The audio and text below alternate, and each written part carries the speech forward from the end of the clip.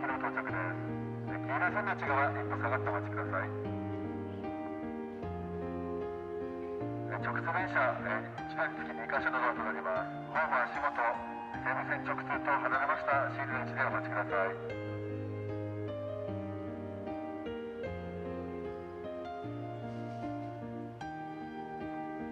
秩父線内はお花畑の駅まで各駅停車です。秩父駅、お花畑駅ご利用のお客様もこの池袋駅をご利用ください。